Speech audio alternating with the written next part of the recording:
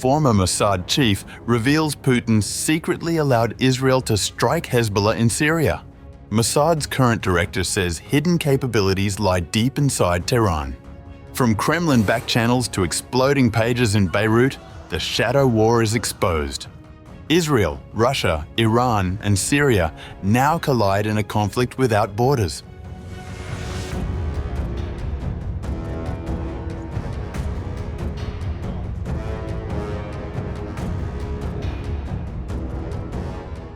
In his newly released memoir, Sword of Freedom, former Mossad director Yossi Cohen discloses that Russian President Vladimir Putin personally authorized Israeli airstrikes in Syria during Bashar al-Assad's rule. Israel carried out hundreds of strikes on Syrian territory throughout the civil war, targeting convoys and depots that, according to Israeli intelligence, carried advanced weaponry from Iran's Revolutionary Guard Corps to Hezbollah in Lebanon. Analysts in Tehran long questioned why Russia, which controlled Syrian airspace and deployed advanced S-300 and S-400 systems, did not intervene. Cohen writes that the answer lay in direct talks at the Kremlin.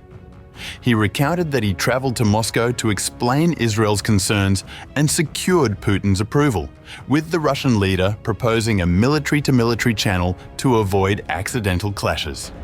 Cohen emphasized that this understanding was essential to Israel's operational freedom, particularly in light of Russia's advanced air defenses.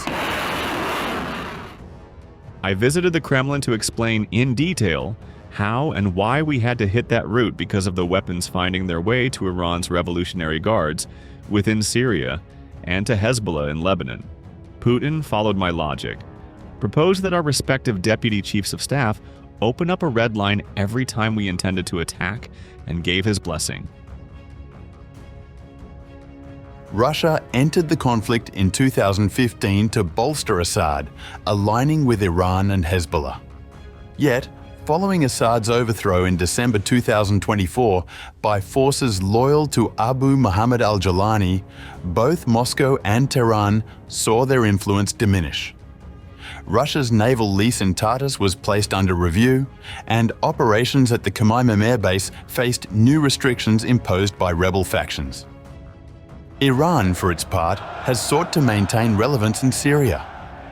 Addressing the United Nations Security Council, Ambassador Amir Said Iravani warned against initiatives promoting federalization, arguing such efforts risk deepening fragmentation.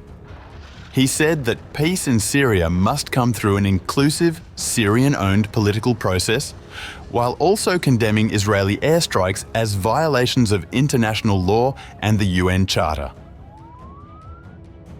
Iran will continue to support the Syrian people in their efforts to restore peace, stability, reconstruction, and national reconciliation in full alignment with the will of the Syrian people. This process must be genuinely inclusive of all communities. Excluding key groups would only deepen grievances, undermine legitimacy, and risk destabilizing an already fragile situation.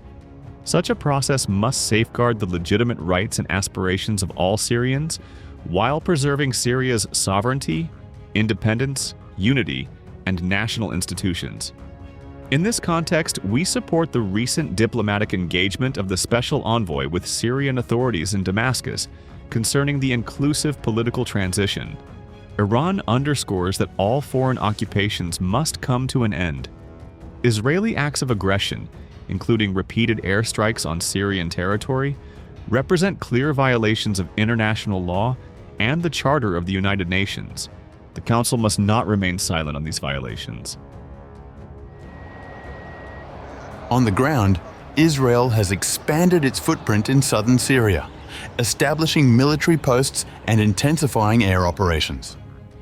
Prime Minister Benjamin Netanyahu has ordered forces to seize strategic areas, citing security threats. Meanwhile, UN Special Envoy Geir Pedersen has announced his intention to step down after nearly 7 years in the role. Pedersen, who helped steer international diplomacy during some of Syria's most turbulent years, urged renewed global support for an inclusive political transition as the country enters a new chapter under interim President Ahmad al-Sharaa.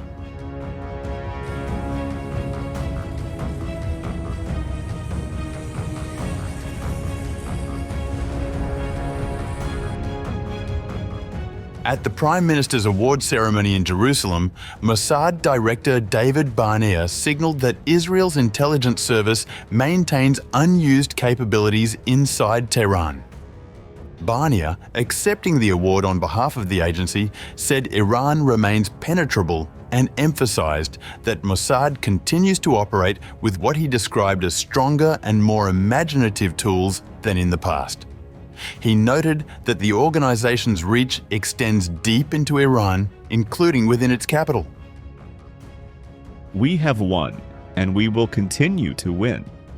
Though we prove that Iran is penetrable, we are not letting up.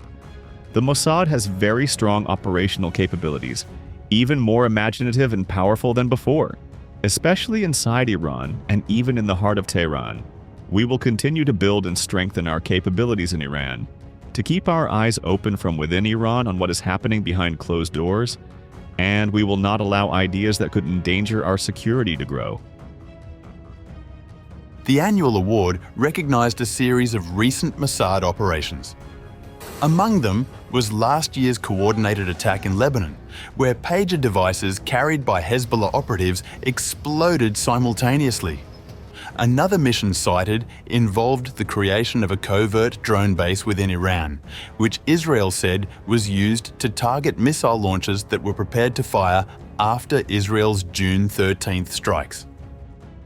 Barnea told the gathering that Mossad would keep expanding its presence inside Iran, monitoring developments closely and preventing what he called ideas that could endanger Israeli security.